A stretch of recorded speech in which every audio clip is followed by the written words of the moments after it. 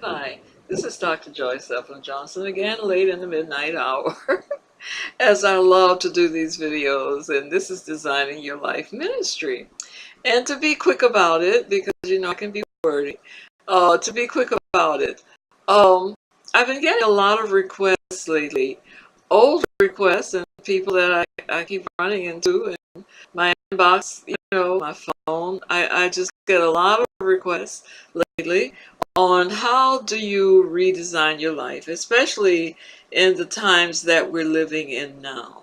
And I live on MSN. I'm just fascinated by the way the world, the state of the world, especially the United States is. And you see so much chaos, but yet the Lord said He'd give us peace in the midst of storms. And a lot of times, well, almost all the time, when you are endeavoring to redesign your life, you have to take a serious look on the inside. I'm a firm believer on uh, learning from the inside out. If I had a topic for this, it would be using your God-given talents to redesign or to design your life, however way you want to put it. Because what I think is wrong with it is that we set our standards according to the world, which is normal because we live in a collective consciousness. It's normal that we live according to the dictates of the communities, the environments that with the collective consciousness of the world we live in, and especially your personal environment, your home environment. We live that and we learn it um, because we're in it, and children absorb, and you carry that on to into your adult life.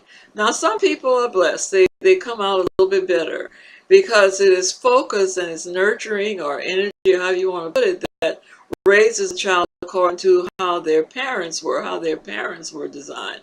Were you kind? Were you thrifty? Were you wise? Were you unwise? What did you do in that harm? So, to make long story short, you come to this point that you're looking out at your parents, you're looking out at your school, you're looking out at these things, and you get married, you do all these things, but somehow it doesn't work.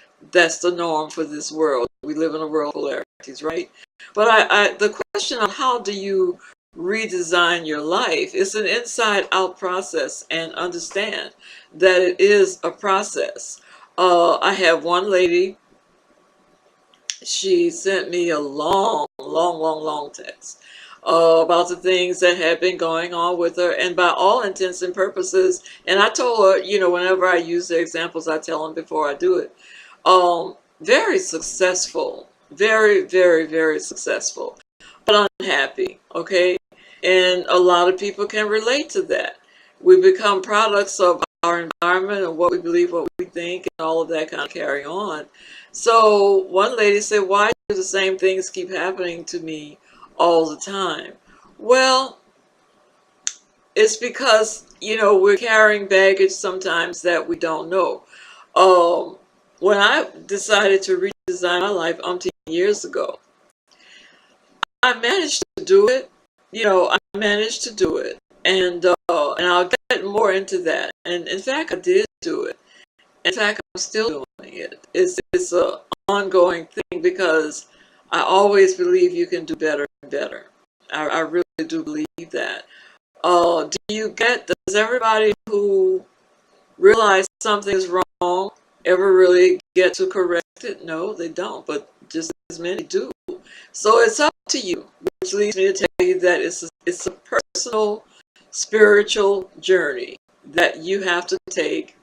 You have to be able to do, you have to prune the vines of your life to redesign your life.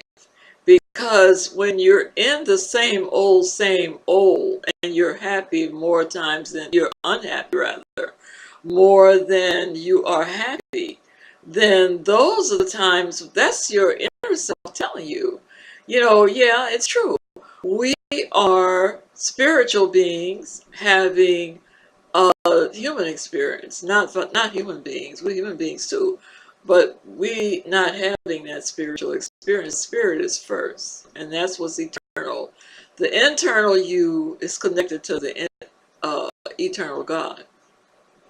So my thing is, I'd rather listen to the eternal, all-knowing power that created everything than to look at how good it is. If it isn't working for me, it might be working for somebody else, but it might not be working for me. It has nothing to do with age. You know, whatever age you feel that you need to change, that's my friend. She always sends me texts at night. That's what you do when you're retired. But it's a personal decision. It starts all with decision. And I'm going to tell you a little something. You know, when I first started, I remember just being in the throes of all the changes I was going through years ago. And I made up my mind that I was going to look up and live and look inside and see what was making me tick. Because it's like at that time, nothing satisfied me. I didn't want to be around anybody. It was an imposition on me. You do the things you have to do to work, take care of your kids, and all of that. But I was vastly dissatisfied. And I come to find out because I wasn't being the real me. You become, you're compassionate. I was without wisdom. You don't listen when God says don't go there. You don't listen when he says do go there. You think your feelings have weight. They don't. They can make you wait on your blessings. So you have to become totally committed. So I'm going to tell you how I redesigned mine. And I think it took longer than it should have, which is why I love teaching it to people that I see have potential and the light of God in them. My journey can help you giddy up on your journey. When I tell you I had to learn the hard way, okay? But I talk about it transparently because it helps other people, men and women. And my ministry was really started out as a women's ministry because my misery became my ministry. So I had a heart to teach women, young girls, old girls, middle-aged girls, girls, any color, black and white, they're all equal in God's sight. We're all equal. How not to do the wrong things. Now keep in mind that certain things are your pathway. But I remember reading a book by Deepak Chopra. I read other books other than the Bible. And what he said was along the lines of Joshua 1 and 8. He said to meditate day and night. That's Joshua 1 and 8. The only problem is people don't meditate. We learn the word of God that's pertinent for every life, much less ours. But we discount our lives. Mothers can be overgiving. Wives can be overgiving. And you find out that people just don't appreciate what you do. They don't appreciate your prayers. They don't appreciate your kindness. They don't appreciate it. They can become your worst enemies. And when you find that, you're the one crashed and burned because you're giving so much. And I see too many people my age and younger who have like given up on life. Like, well, I'm a grandmother now, so I've been there, done that.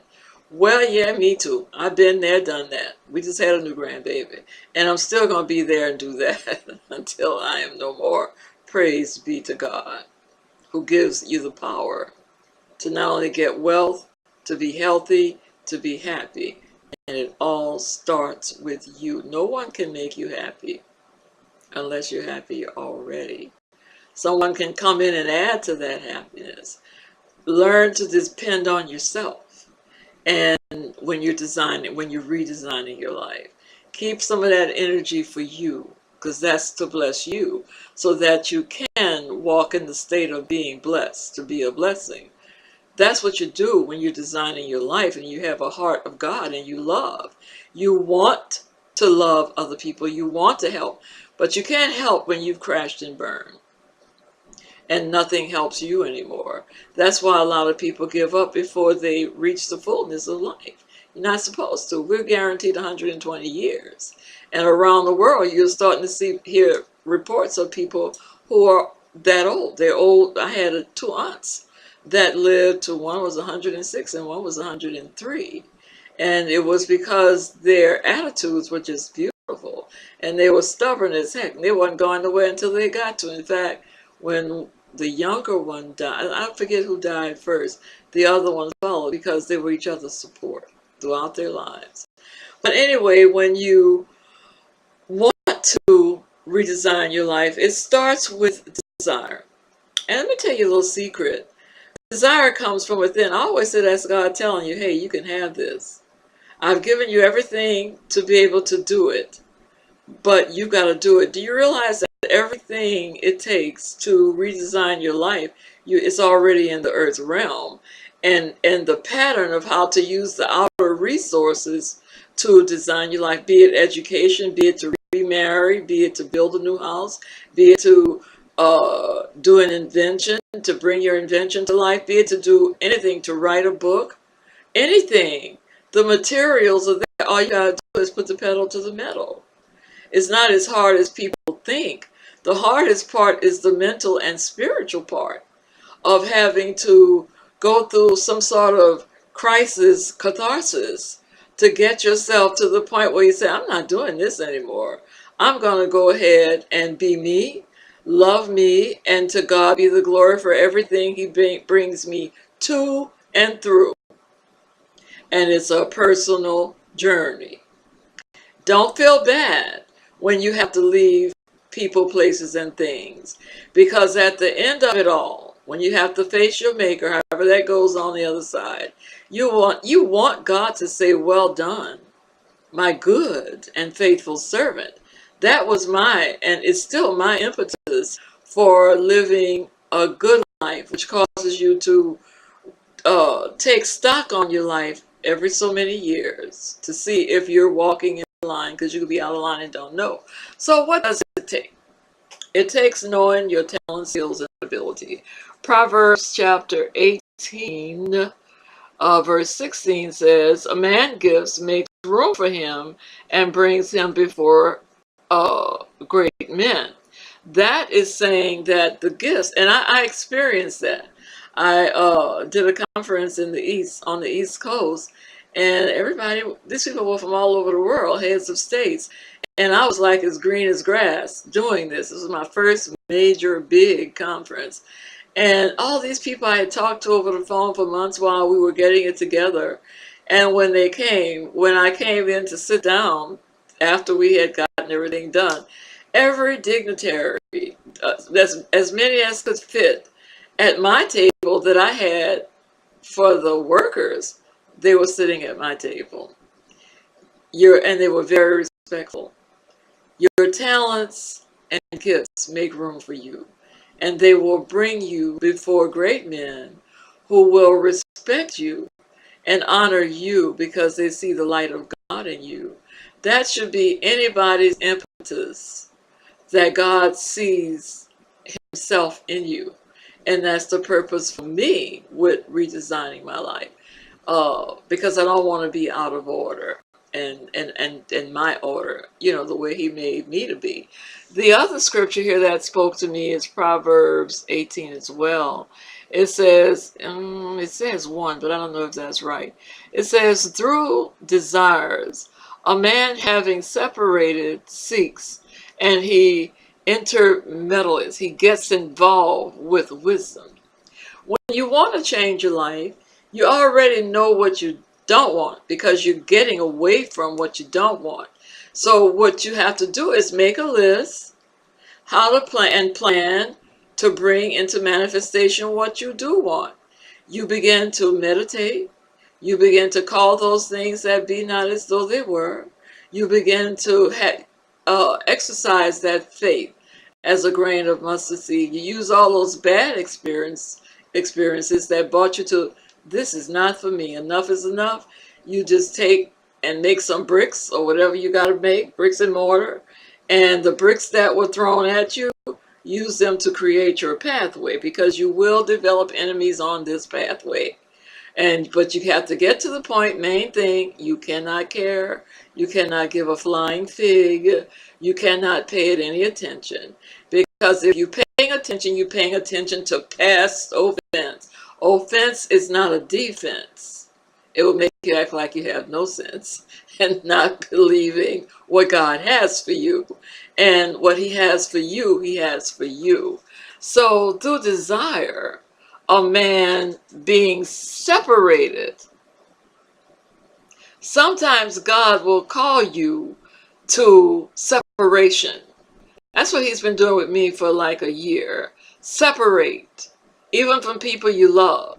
Because obviously he's telling you, I have this for you to do and I have the tools for you to do it. But you can't do it with that old mindset. You cannot put new wine in old wineskins. And I realized that. Was it easy? It was, some of that was very hard. Very. But am I a better person for it today? Yeah, I am. I am. You know, so you design your life by taking stock of what you want, what brought you here, looking inside yourself, getting your fabric of you together that you were born with. Children, let me tell you a secret. Children are born with it. They just can't talk and enunciate it or speak it or convey it. But children are born very innocent. That's why God says, come to him as a child. Suffer the little children to come unto me. Do you not know we are children of God no matter how old we get? And sometimes it's good to be childlike.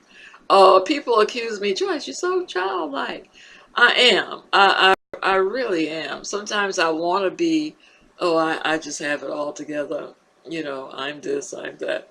I just have it all together. No, I don't. I don't. But I know who can get me together. And that's the one. That's not to put yourself down either. Because fake humility don't work. But humility before the one whose ways are not our ways, you know, is essential. You know, every gift we have was given to us of those talents, skills, and ability. And that's why you give them back. Lord, what do you want me to do with this talkativeness I have that talks people to death? What do you want me to do with this inquisitiveness I have that I'm always asking questions? What do you want me to do that makes me stick out like a sore thumb when all I want to do is just be still and be quiet? What is that? And he said at an early age, use it for my glory. Now, he forgot to tell me that they're going to throw eggs and rotten eggs, tomatoes, and cucumbers at you. He didn't tell me that. You're looking at a woman who has cried many a tear because I just didn't understand. But in crying those tears, I understood one thing. It was for a purpose. And if it wasn't for a purpose, I'm stubborn. I was going to make it be for a good purpose for me. And truly, when they throw you lemons, go ahead and grab some sugar or honey. I prefer honey. Make some lemonade. And forget they exist. Because who are they? People say, oh, they don't want me. Who are they? Whose report do you believe? When you're redesigning your life, you better believe that God didn't make any junk and you're not junk. You better believe that you count. You better believe that your words, your voice, your energy, your vibration, whatever you want to call it, counts as much as anybody. You're looking at their green grass that they probably sprayed green and oh, I wish I could have that. No, you don't, because you don't know how they got it, but you know how you get yours. You know how you get your blessing, you know, and you want it to be real and authentic. You don't want it to be fake. I'd rather live a good life with peace and quiet than have ill-gotten gains with no peace and no conscience, because the blessings of the Lord makes one rich. Riches is wealth, health, love, kindness, compassion, things that are lovely, things that are pure. These are the things we're supposed to think on. But when you're in this world today, you don't see any of that.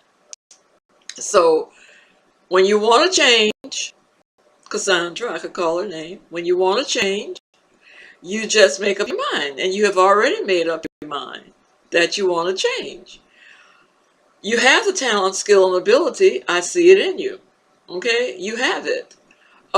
People send you, God sent you to me. So I'm going to help you because my heart is right towards you because I see God in you. So it delights me to help you to get where you want to go. Okay? So make up your mind what you want. Make some plans. Occupy till it comes, till God comes to with your blessing. Know who you are in God. Know your gifts. Know your talents. Know your quirks. Know your triggers.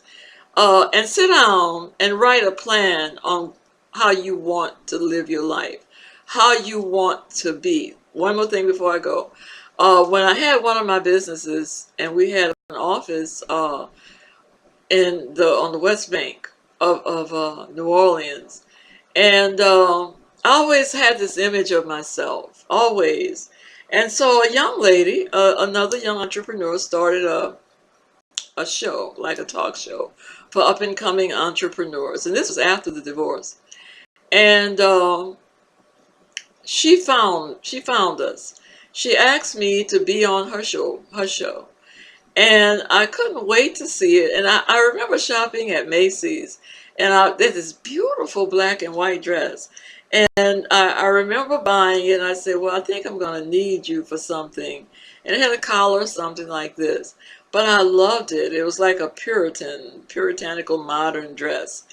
And I went on the show. She said, Joyce, you need to come see this. The person that I wanted to be, I already was. All you have to do is open your eyes. And you'll find that you already are who you think you are. You just have to work it.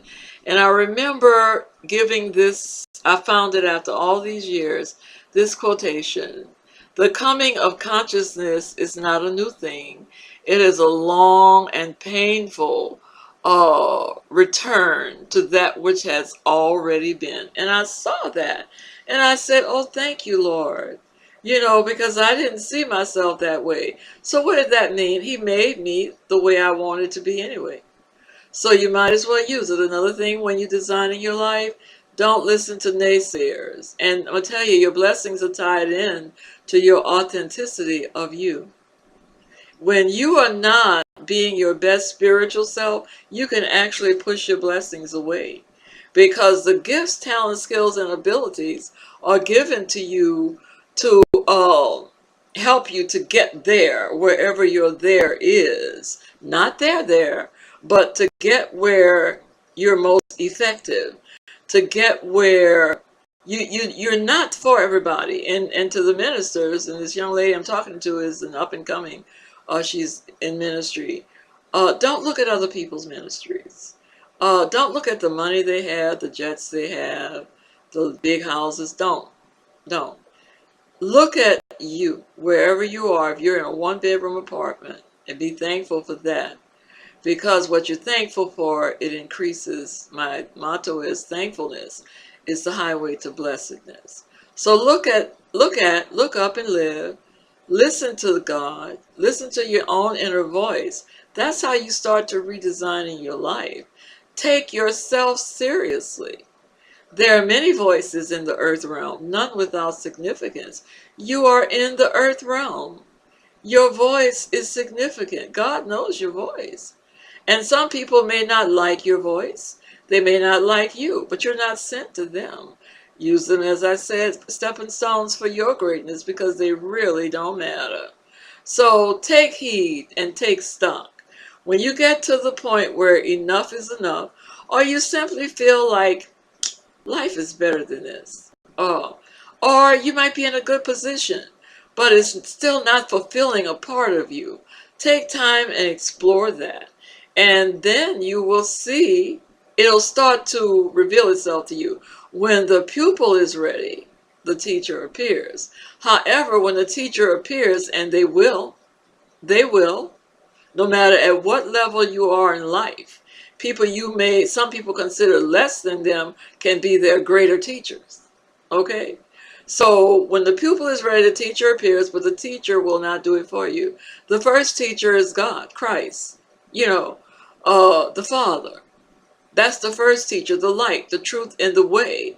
But there is God, Jesus Christ, and Your teachers, your earthly teachers, are not going to do it for you. They're going to tell you how to do it because you're already able, and that's what you have to know. I think that God would, I knew He, designing your life when I first did it, took off like wildfire. And literally, because it was new to me, it scared the bejesus out of me. And I couldn't find nobody to really talk to about it. So I like put it on the back burner until, I would do it sneaky. I would do, and I found that it was evangelism as well, but I took the easy way out. I would do speaking, and I didn't want the responsibility. But know that when you aspire to acquire or redesign life, it's going to require more responsibility.